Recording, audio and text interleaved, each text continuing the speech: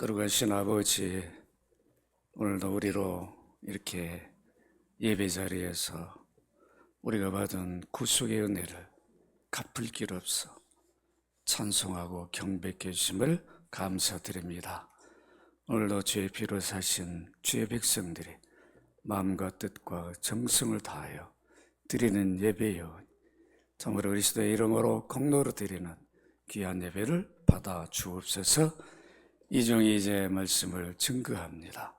불쌍히 여기시고 그리스도 피로 씻어주셔서 주의 복음이 힘있게 증거되도록 전한 자나 듣는 자가 성령의 능력을 힘입어서 깨닫고 마음에 새기며 참으로 이 복음 때문에 기뻐하고 감격하는 복된 시간으로 인도하여 주옵소서. 주 예수 그리스도 이름으로 기도합나이다. 아멘. 네, 바울 사도는 사도 가운데 교회를 위해 기도를 가장 많이 한 사도입니다. 그가 기록한 서신서에 나오는 교회를 향한 기도의 내용들은 우리에게 교회를 위한 기도를 가르쳐주는 기도의 교과서라 말할 수 있겠습니다. 성도들이 교회를 위해 어떤 기도를 해야 할지 생각이 나지 않을 때가 있어요. 어떤 기도를 해야 될까? 무슨 기도를 교회를 위해 해야 할까? 조금 하다 보면 할 게 없죠? 그럴 때 교회를 위한 기도의 교과서인 바울 서신을 읽어야 되겠죠? 그러면 바울이 교회를 위해 이런 기도를 했구나. 우리가 기도를 배울 수 있습니다. 바울 사도는 에베소 교회 성도들이 지혜와 계시의 영이신 성령이 성도들의 마음의 눈을 밝혀주셔서 그들이 세 가지를 알기를 기도했습니다. 이 서양 사람들은 육의 눈만 갖고 있습니다. 영의 눈이 없어요. 예수 그리스도를 주로 믿어야 성령을 받아 영의 눈을 갖게 되죠. 근데 서양 사람들은 육의 눈밖에 없으니까 육의 눈만 뜨고 살아가요. 그러니까 세상 욕심만 바라봐요. 그게 전부라고 그러죠. 그게 자기의 삶의 목표예요. 그것이 한순간 사라지면 어떻게 됩니까? 삶의 소망이 사라져버려요. 그게 세상이죠. 왜 그럴까?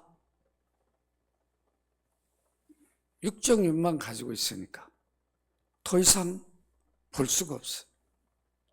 그런데 우리 그리스도인들은 눈 하나가 또 있어요.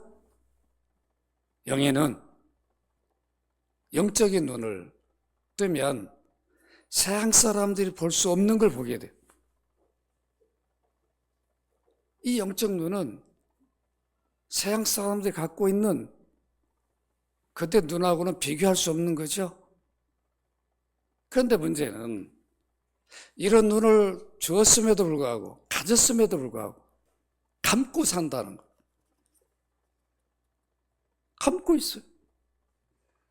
그냥 보지를 못해. 이게 문제죠.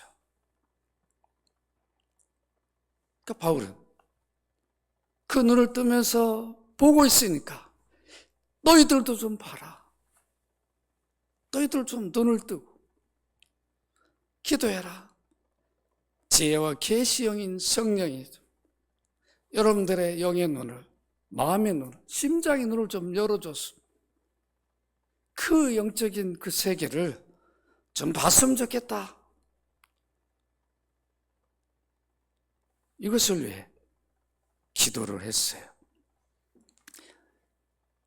이미 우리는 2주간을 걸쳐서 살펴봤어요. 성령을 통해서 마음의 눈이 열리면 앞에 두 가지를 봐야 되는데 뭐였죠? 부르심의 소망이 뭔가를 영의 눈을 뜨고 좀 보라는 거죠. 마음의 눈을 열고 심장이 어디를 좀 향하여 있는가. 여러분 오늘 이 자리에 나오신 분들은 심장이 하나님이 향하여 있는 거죠. 이 눈이 다 향하여 있어요. 그러니까 오는 거죠. 바울이 우리 부르심의 소망, 우리 하나님 백성으로 자녀로 부르지 않냐. 이런 특권을 우리에게 주었는데 어떻게 용산에 가서 하는 것보다 비교가 돼요? 용산에 속한 것과 비교가 되냐고. 우리 하나님 나라 시민이다.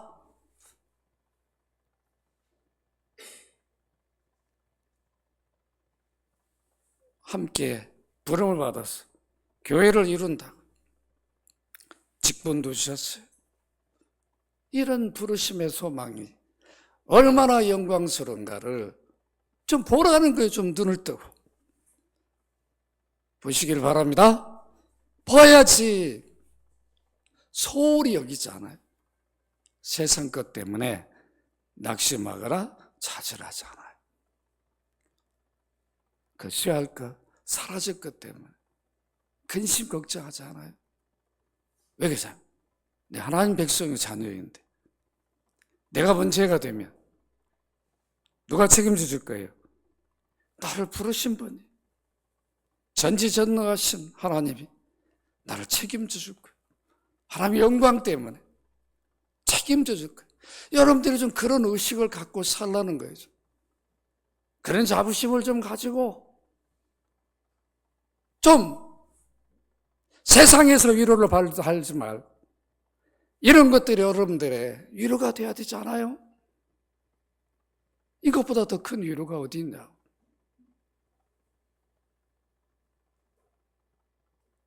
또 하나 어떤 기도를 했어요?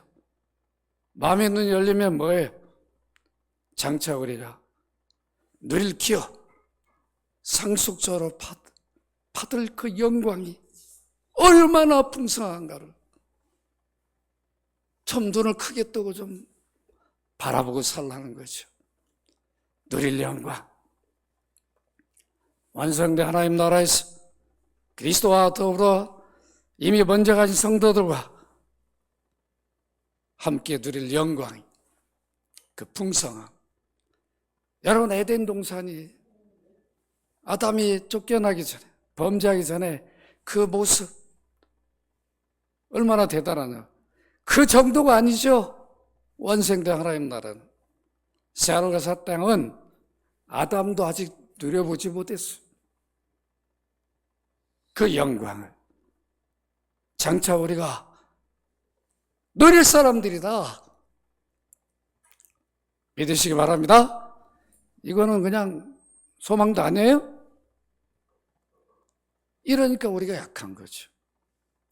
이런 걸 기대도 안 하니까 믿음이 연약한 거예요. 그런 거 우리가 기대하고 살면 삶이 바뀌어집니다. 오늘 이제 마지막 부분을 말씀드리겠습니다. 여러분 19절 함께 다시 한번 읽도록 합니다. 시작. 그의 힘의 위력으로 역사하심을 따라 믿는 우리에게 베푸신 능력의 지극히 크심을 어떠한 것을 너희로 알게 하시기를 구하노라. 여러분의 기도와 교회를 향한 여러분의 기도와 바울의 기도가 어떤 차이가 있는가를 설교를 들으면서 한번 생각해 보세요. 내가 교회를 해서 성도들을 위해서 어떤 기도를 했는가? 여기 그의 힘의 위력은 하나님의 힘의 위력. 위력이란 말은 다른 번역에는 강력, 강한 힘, 강한 능력 이런 말로 번역을 합니다. 바울이 표현한 세 용어를 여러분 잘 보시기를 바랍니다. 하나님의 크신 능력을 설명하기 위해서 비슷한 뜻을 여기에 사용하고 있어요. 반복적으로 힘, 위력, 역사하심 이런 용어들을 사용해서 하나님의 크신 능력을 설명합니다. 하나님의 능력이 얼마나 무한한가를 바울은 이 용어들을 사용해서 표현해 주고 있어요. 여기 힘은 내재적인 위대한 능력을 말합니다.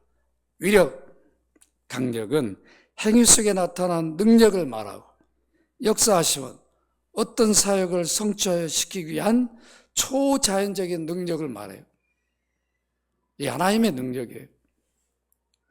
바울은 우리에게 베푸신 하나님의 능력이 지극히 크심이 무엇인가를 성도들이 알기를 기도했어요. 왜 이 기도를 하였을까요?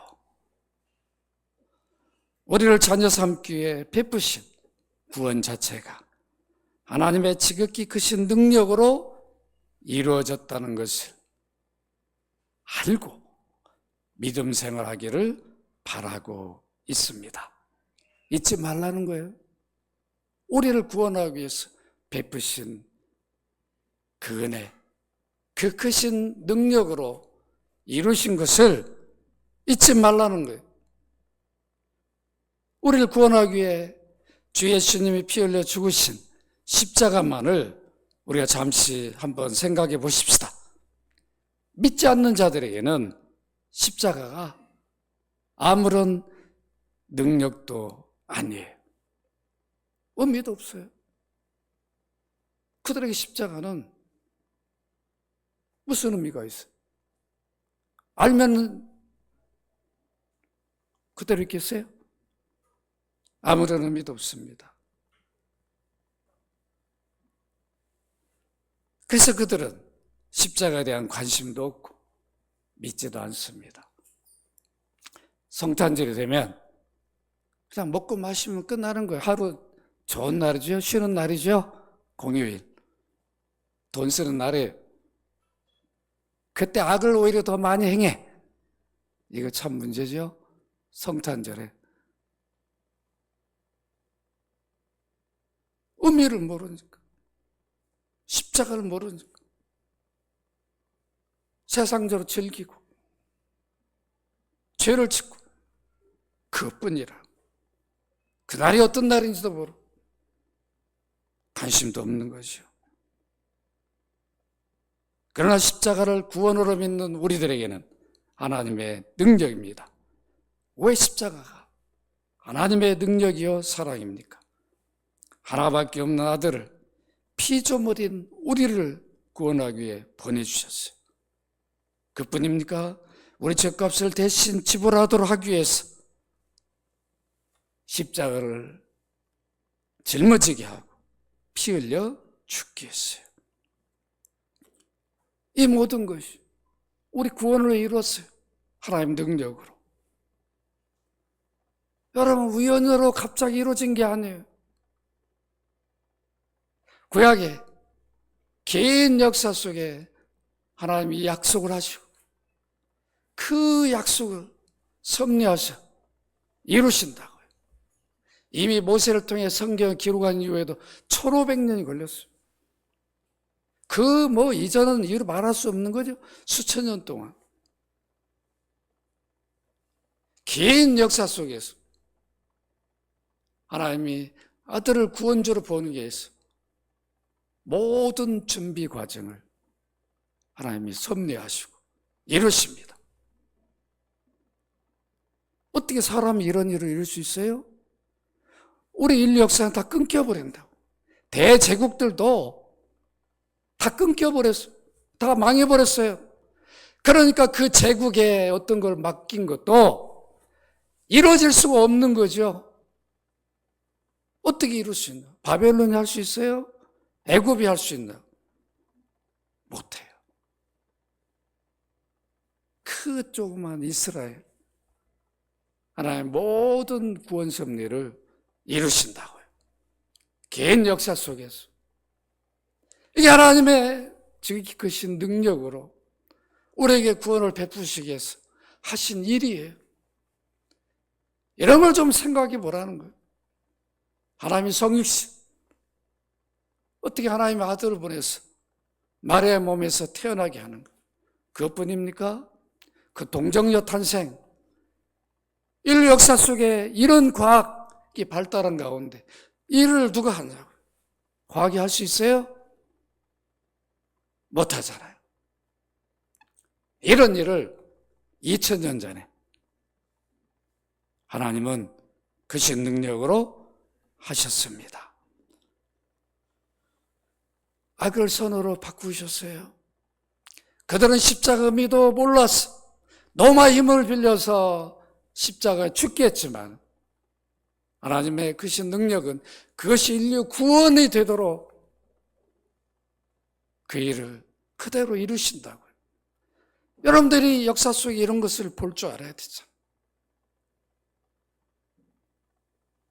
그럼 내 구원이, 내가 받은 구원이, 내게 베푸신 은혜가 얼마나 큰지를 우리는 잊을 수가 없게 됩니다. 고린도서 1장 18절 같이 읽도록 합니다. 시작. 십자가의 도가 멸망한 자들에게는 미련한 것이요 구원을 받은 우리에게는 하나님의 능력이라. 구원을 받은 우리에게는 뭐라고요? 하나님의 능력이다. 여러분들은 십자가가 능력이 되시길 바랍니다. 여러분이 가진 능력이 있다면 자랑할 거 아니에요? 남이 가질 수 없는 어떤 능력이 있다면 자랑할 거 아니냐고. 십자가가 우리의 능력이니까 자랑할 수 있어야 되죠. 구원의 능력이니까, 하나님 능력으로 이룬 일이니까 우리는 전할 수 있고 자랑할 수 있어야 돼요. 자랑은 여러분 어느 정도입니까? 하지 말라 해도, 더 듣기 싫어해도 기필코 하는 게 자랑이라고. 아이 좀 들어봐 막 견디지를 못하죠. 좀 십자가가 좀 이래야 되겠죠? 우리 안에서 나를 구원한 이 능력을 가만히 담고 있을 수 없어. 아직도 안 믿는 우리 가족들이 있다면 막 견딜 수가 없어야 돼. 경련이 막 일어나야지. 어떻게 가만히 있을 수 있냐고. 여러분 가만히 있는 건 제가 기가 막혀. 어떻게 가만히 있는지. 가만히 있을 수 없는 거죠.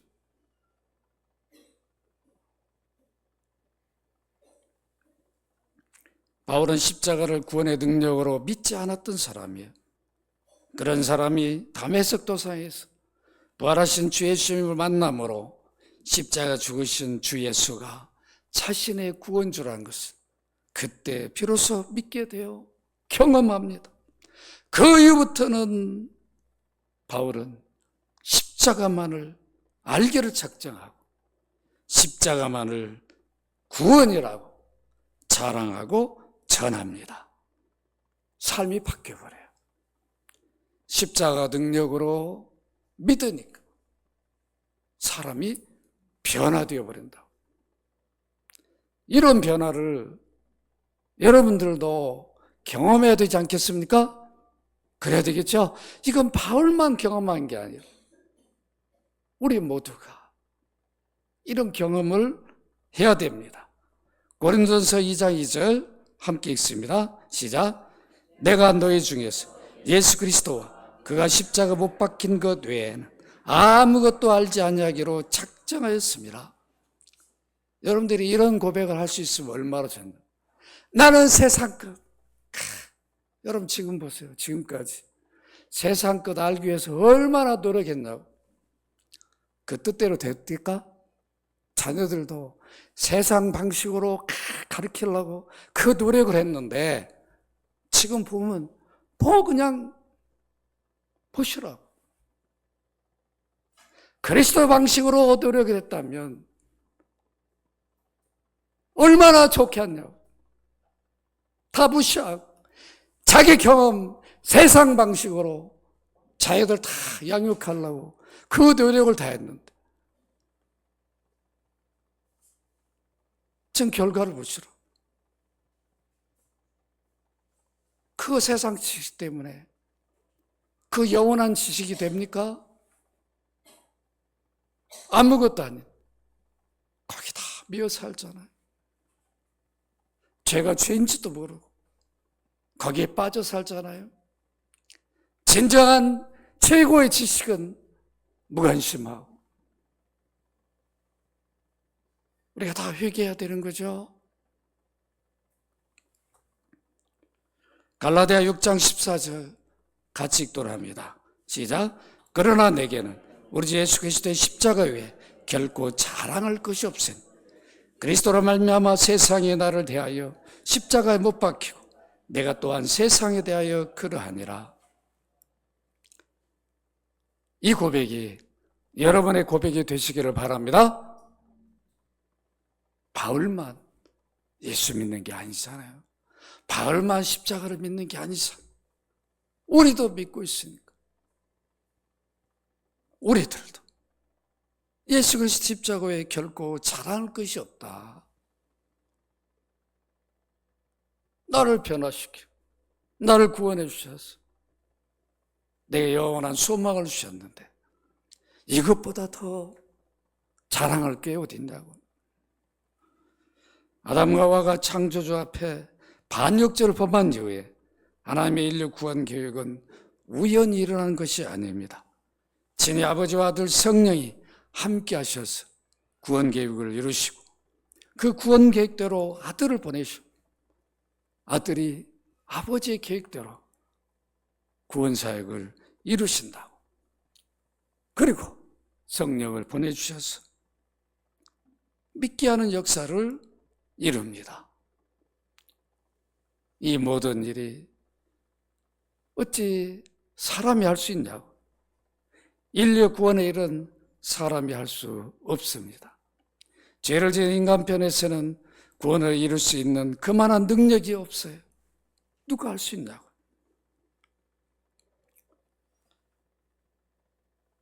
구약시대의 하나님의 힘, 강력, 위력은 하나님의 사람들은 쉽게 경험할 수 있었어요. 여러분 창세기 6장은 뭐가 나오죠? 창세기 6장 무슨 사건이 나와요? 이번에 비도 많이 왔는데 어떤 사건이 나오죠? 홍수 사건. 다 아는 거죠? 그도 한 장 한 장에 뭐가 있는 줄 알을 거 아니에요. 바벨탑 사건은 어디에 나오죠? 11장이 나오죠? 12장은 무슨 사건이 나와요? 아브라함 부르시는 사건이 나오죠? 아브라함 이삭을 바치는 것은 몇 장이에요? 창세기 몇 장? 22장. 다 알고 있는 거죠?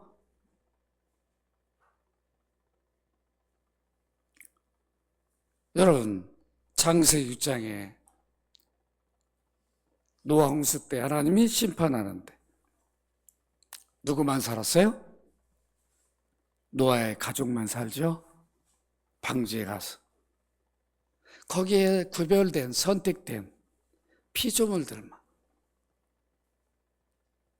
방주에 올라탄 노아의 가족과 동물들 그들만 산다. 여러분 노아가 홍수를 통해서 하나님의 지극히 크심 그 능력을 경험하게 된다. 이야 그냥 쓸어버리는 거야. 와 얼마나 그냥 무서웠겠다. 이번에 원주에 그냥 하늘에서 막 물이 쏟아진 것을 이렇게 제가 봤는데 그 정도가 아니죠.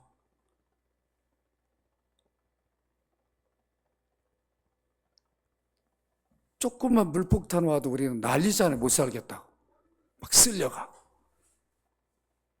40주야로 물이 비가 왔어요. 하늘이 열려버렸어요. 땅이 막 열렸어요.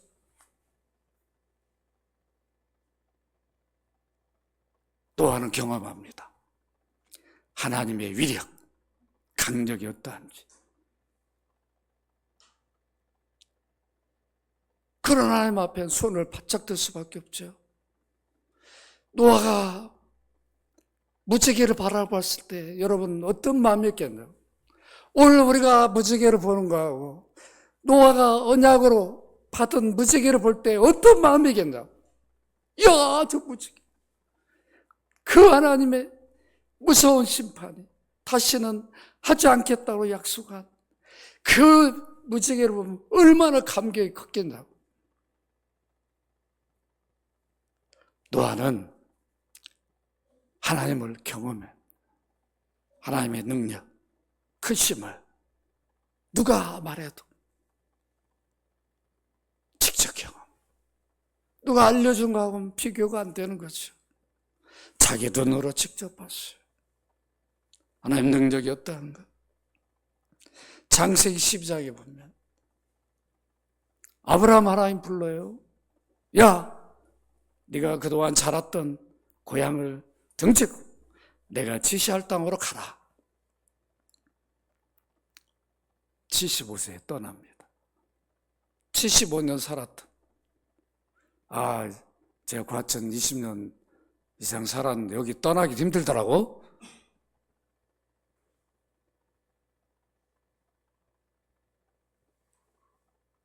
여러분, 평생 살았던 동네인데 거기를 떠나는 게 쉽겠어요? 그 멀리 한 번도 가보지 못한 그 땅으로 하나님의 부르심에 따라간다고. 가서 많은 거 경험해요. 하나님의 크신 능력을 아브라함은 경험합니다. 어떤 것들을 통해 경험하죠? 시간이 없으니까 이 얘기하려면 하루 종일 해야 되죠. 조카도 어딜 택했어요? 소돔과 고모라, 막 기름진 것 다 먼저. 거기가 어떻게 돼요? 결국 멸망하죠. 언제 하나님 심판하려고 그러니까 아브라함 막 기도한다. 하나님, 아니 거기에 의인이 50명 있다. 어떻게 의인과 악인을 같이 심판할 수 있습니까? 내 조카가 그 가족만 해도 몇 명입니까? 그들과 전도해서 50명은 넘을 텐데 같이 해서 엎어버리면 어떻게 됩니까?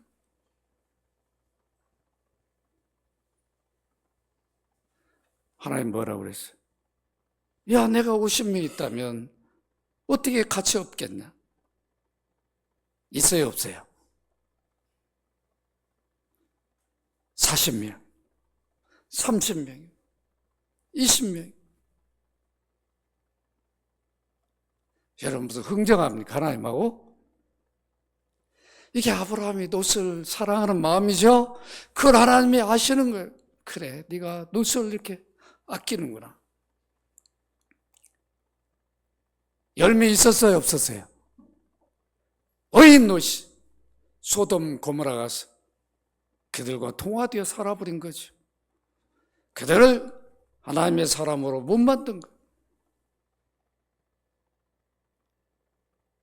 사위들도 장인 말을 우습게 여겼어요. 농담을 알았어요. 그 정도 되어버린 거죠. 가족도 변화를 못 시켰어요. 그러니까 소돔과 고모라가 결국은 심판을 받는. 그걸 아브라함이 봐야 안 봐요? 보죠. 그래서 롯은 가족은 딸들과 함께 건져내자. 롯의 아내는 뭐예요? 얼마나 거기에 아쉬움이 많았으면 쳐다보지 말라는데 쳐다보죠? 뒤돌아봐가지고 무슨 기둥이 됐어요? 네, 그 소금 참 비싸겠죠. 소금 기둥이 돼버려요. 그게 우리 인간의 모습이잖아요. 비련이 많아. 못 버려. 그냥 버려야 되는데 이놈은 그냥 못 놓아. 이게 인간의 모습이잖아요. 그냥 심판이고 멸망인데 그걸 못 놓아. 그냥 그 미련을 가져. 이게 인간의 미련함이라고. 아브라함은 이 정도입니다. 이삭 출생, 하나님 능력을 경험해서 자기 아내는 아이를 낳을 수 없는데 100세 하나님 선물로 주십니다. 그것뿐입니까? 아내를 누이라 속였는데 왕에게 줘버렸어. 누이라고. 아니 근데 누가 뺏어오냐고. 누가 뺏어와요? 왕한테 줘버렸는데 자기가 내 누이라고 줘버렸는데 누가 뺏어오냐고.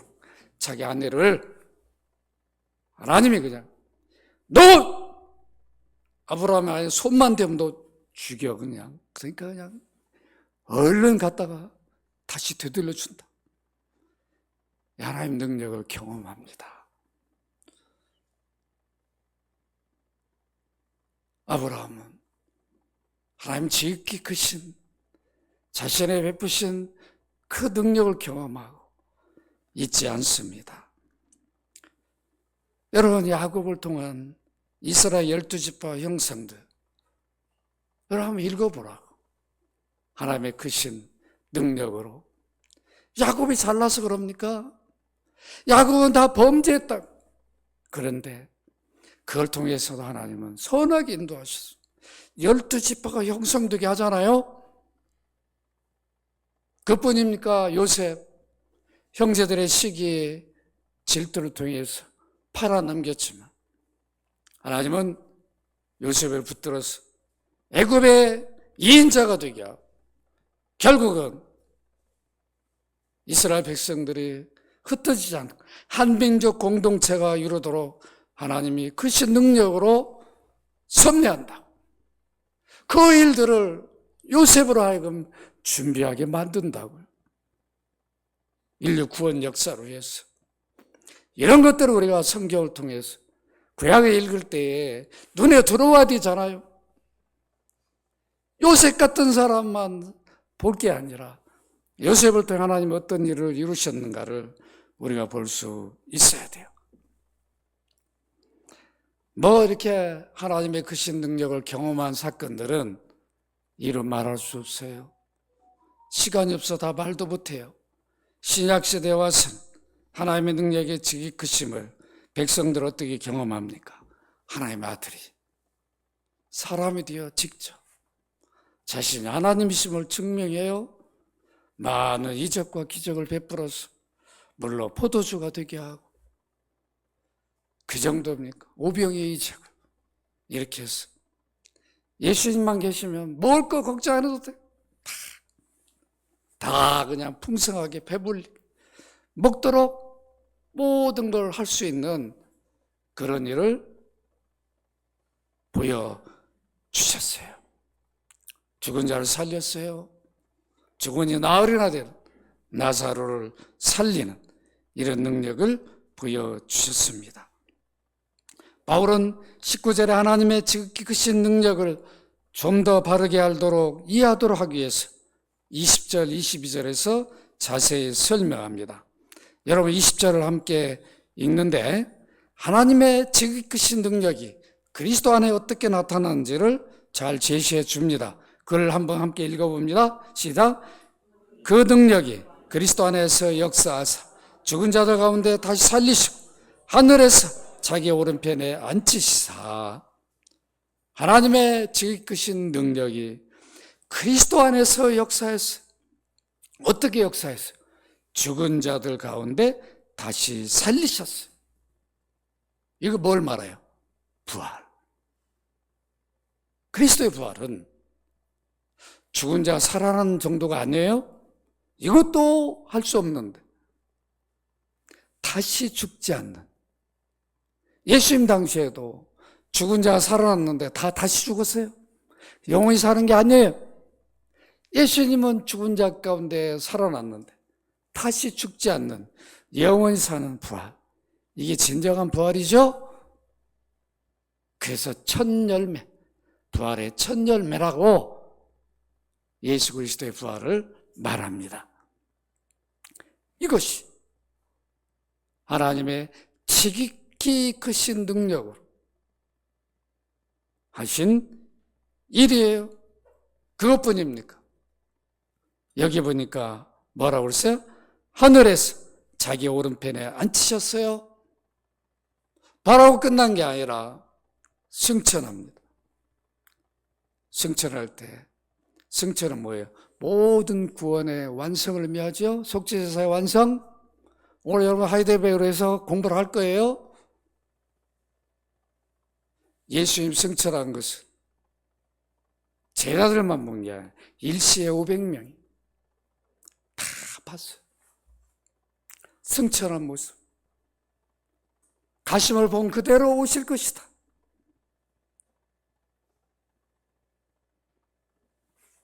이렇게 놀라운 일을 이루셨는데 그리스도 안에 역사하셔서 이루셨다는 것을 분명히 밝혀줍니다. 한 세기에 호령했던 영웅들도 많은 국가를 정복해서 지배를 했어요. 그런데 그들이 지배하지 못한 게 있어요. 뭘 지배 못했어요? 죽음을 지배 못했어요. 죽음은 이기지 못했어요. 죽음은 정복을 못했어요. 어느 영웅이 죽음을 이겼습니까? 정복했습니다. 못했다고.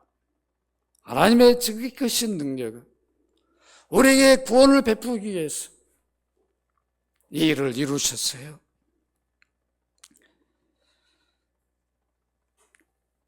이 승기, 이것은 구약의 예언의 성취이기도 합니다. 시편 110편 1절입니다. 여러분 꼭 집에 가서 찾아보시기 바랍니다. 지극히 능력이 크신 하나님의 아들에게 주신 통치권, 하늘에 자기의 오른편에 앉게 했다. 오른편은 뭘 말하죠? 하나님 보좌에 모든 통치권을 위임해 준 것을 의미합니다. 그것을 21절에서 바울은 밝혀줍니다. 21절 함께 읽습니다. 시작. 모든 통치와 권세와 능력과 주권과 이 세상뿐만 아니라 오는 세상에 일컫는 모든 이름에 뛰어나게 하시고, 여기 통치, 권세, 능력, 주권, 왕들만 얘기하는 게 천사들의 등급도 포함되어 말씀한 겁니다. 모든 세계를 다 지배하도록, 심판하도록, 통치하도록, 다스리도록 그 권한을 주셨어요. 이게 승기죠. 모든 구속을 이루고 하나님 보좌에서 보냈는데 보좌로 다시 오셔서 보고합니다. 아버지, 내가 아버지가 보내서 이루라 한 모든 구원 사역을 다 이뤘습니다. 그 보고를 받고 약속한 성령을 보내주십니다. 그리스도만이 모든 이름 위에 뛰어나게 해주셨어요. 예수 그리스도 앞에 무릎을 꿇지 않을 사람이 없어요. 그것은 하나님의 크시고 위대한 능력이 그리스도 안에 어떻게 나타났는가? 22절에서 바울은 밝힙니다. 여러분 22절 함께 있습니다. 시작.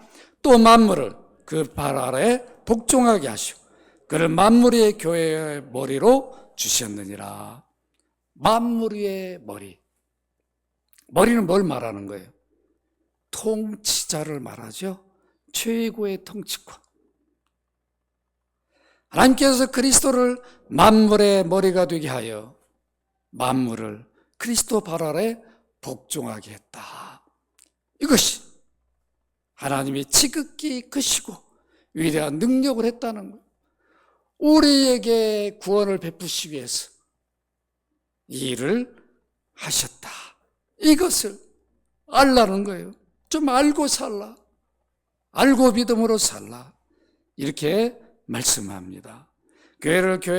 그리스도를 교회의 만물의 머리로 주셨다는 것은 어떤 것, 교회를 이길 수 없다. 이 의미예요. 교회를 누가 이기나? 음부의 권세가 이기지 못하는 게 교회예요. 그래서 여러분들이 교회에 속했다는 게 이렇게 복된 거죠. 내가 교회에 속해 있다. 음부의 권세가 여러분을 이기지 못해요. 그래서 여러분들 지옥을 못 간다는 거예요. 이런 큰 은혜를 우리가 누리고 있다. 이 말씀을 하고 있습니다. 왜 바울 사도는 성도들이 지키신 하나님의 능력을 지혜와 계시의 영이신 성령이 밤의 눈을 열어 알도록 기도했을까? 왜 기도를 했을까? 이 기도를 알고 믿음 생활하는 것과 모르고 하는 것은 너무도 큰 차이가 있기 때문에요. 여러분들이 이것을 알고 이 기도를 하면서 매일매일 삶을 사는 것과 그냥 세상 바라보면서 사는 것과는 비교할 수가 없어요. 그래서 바울은 이 기도를 하기를 원하고 있어요. 이 기도를 해야 하나님을 향한 믿음, 그리스도를 향한 믿음, 그 사랑이, 그 사랑으로 성도 간에 서로 섬기고 베푸는 이것이 식어지지 않아요. 안 그러면 식어져 버린다. 세상 방식으로 살아가면 식어져 버려요. 세상 방식은 뭐예요? 주고받아야 되는 거예요. 내가 준 만큼 받아야 된다. 그리스도의 사랑은 내가 너무도 많이 받았기 때문에 내가 주고 해도 자랑을 못해요. 내가 받은 것 비교하면 아무것도 아니니까. 이게 아가페 사랑이에요. 흠이 있고 허물투성이어도 내가 흠투성이었는데 나를 사랑하셨기에 그 사랑을 받은 우리는 남의 허물을 볼 수가 없는 거죠. 이게 다른 거예요. 이걸 좀 알라는 거죠. 이걸 알아야 교회가 주님이 원하는 교회의 모습이 되게 됩니다. 하나님의 능력이 지키심을 아는 자들은 믿음의 태도와 자세가 달라요. 여러분, 모세는 홍해 앞에서 뒤에 웃금대가 따라와도 두려워하지 않았어요. 왜 그러냐면 하나님의 크신 능력을 그는 애굽에서 백성들을 데리고 나올 때 10가지 재앙 속에서 확인했어요. 이스라엘 백성과 애굽 백성을 하나님이 구분하고 구별하는 것을 확인했어요.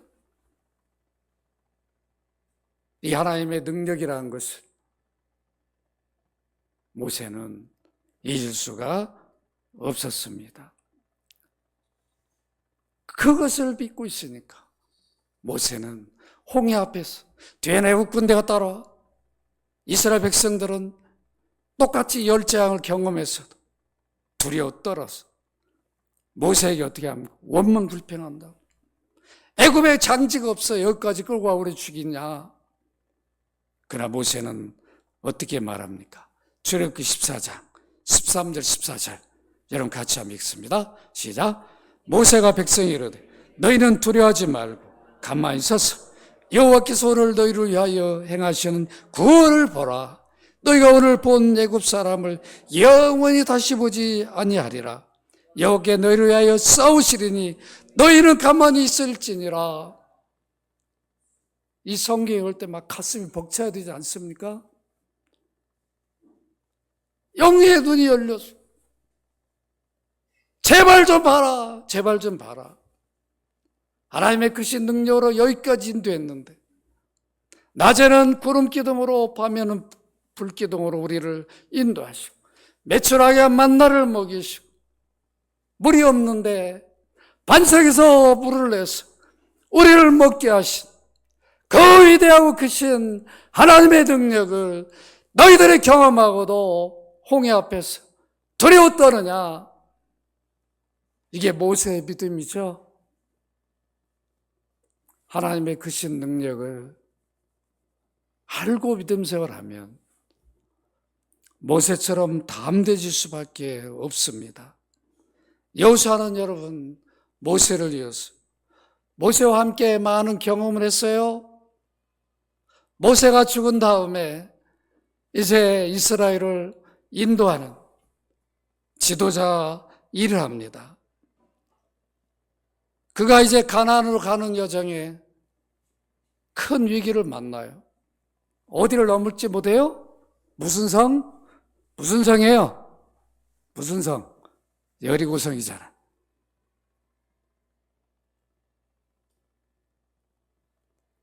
여리고성 어떻게 넘습니까? 누구 방식으로 넘어요? 여호수아 방식으로? 하나님 방식으로. 여러분 꼭 여호수아 3장 꼭 읽어보시기 바랍니다. 6장까지 한번 읽어보세요. 그 견고한 여리고성이 어떻게 무너졌는가? 말씀대로 가서 돌라 나팔을 불라. 이거 참, 그 성이 어떻게 무너지냐고. 그런데 무너졌어요? 안 무너졌어요? 무너지잖아요. 통쾌한 것을 여호수아는 경험한다고. 여러분 다윗은 어때요? 다윗이 어렸을 때에 하나님이 지극하신 능력을 경험합니다. 블레셋 골리앗 장군 1대1 싸워야 되는데 누구도 못 나서는 거예요.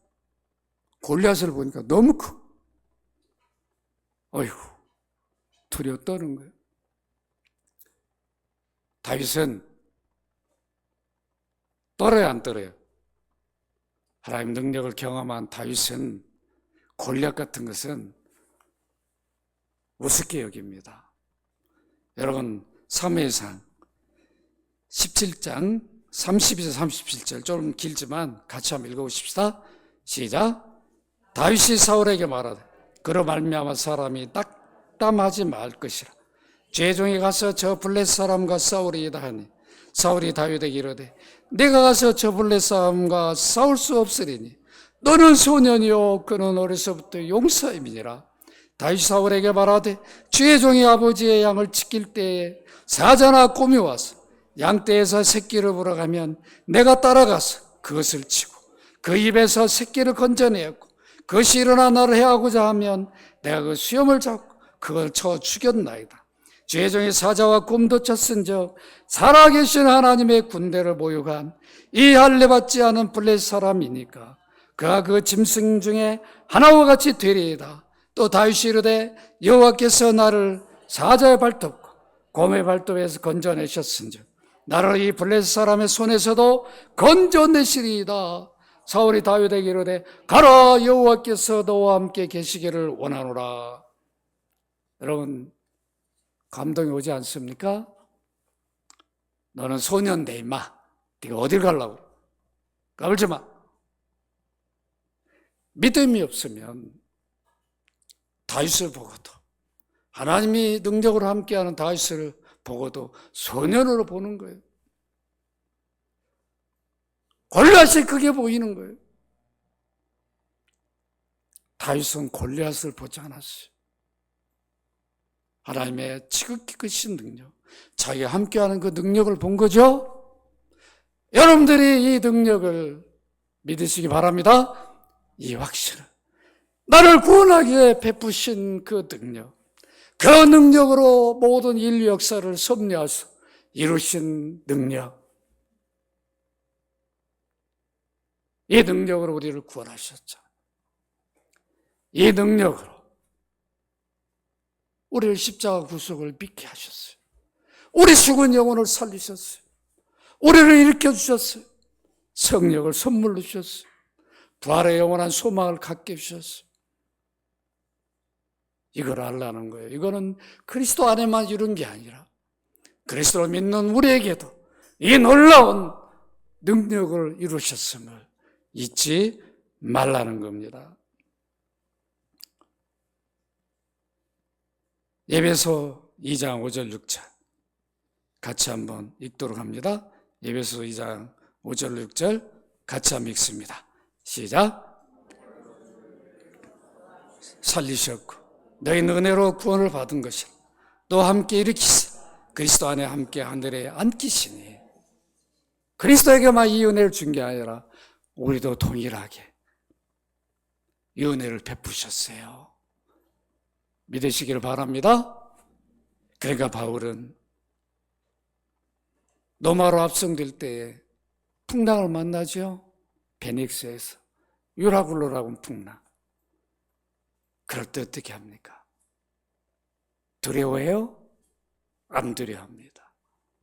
반드시 자기를 로마 황제 앞에 하나님이 세우실 걸 알아요. 그 능력으로 세울 걸 알아요. 여러분, 그래서 사도행전 27장 집에 가서 꼭 읽어보라고. 바울은 그걸 믿습니다. 자신에게 베푸신 하나님의 크신 능력을 조금도 의심하지 않아요. 이런 믿음을 가진 자는 이런 삶을 살게 되어 마태복음 6장 31절 33절 같이 읽도록 합니다. 시작. 그러므로 염려하여 이르기를 무엇을 먹을까, 무엇을 마실까, 무엇을 입을까 하지 말라. 이는 다 이방인들이 구하는 것이라. 너희 하늘 아버지께서 이 모든 것이 너에게 있어야 할 줄을 아시느니라. 그런즉 너희는 먼저 그의 나라와 그의 의를 구하라. 그리하면 이 모든 것을 너에게 더하시리라. 아멘. 우리가 삶의 우선순위를 어디에 두고 살아야 돼요? 말씀을 맺습니다. 여러분, 우리가 교회를 위해 어떤 기도를 했습니까? 여러분, 자녀를 위해 어떤 기도를 합니까? 다 먹고 사는 문제죠? 입는 문제죠? 다 바뀐 거죠. 믿음 생활 못해도 관심이 없어요. 다 바뀌어버린 거죠. 믿음으로 살면 하나님이 우리 자녀들 인생을 책임지실 건데 당장에 막 두려워 떠는 거죠. 어떻게 될까 봐. 저는 그렇게 안 살았어요. 저는 그렇게 우리 자녀들 안 가르쳤다고. 여러분 보고 있잖아요. 저라고 자녀들 안 키웁니까? 똑같아요. 지극히 크신 우리에게 베푸신 구원의 은혜를 여러분 잊지 마시길 바랍니다. 부르심의 소망, 우리 장차 누릴 영광의 풍성함을 여러분 성령이 우리 마음의 눈을 밝혀주셔서 그걸 보시기를 바랍니다. 그 믿음을 쫓아 사시기를 주의 이름으로 축원합니다. 거룩하신 아버지, 우리의 눈을 열어서 바울처럼 이 세 가지를 넣고 기도하는 우리 연합교회 모든 성도들 되게 하여 주옵소서. 주 예수 그리스도 이름으로 기도합나이다. 아멘.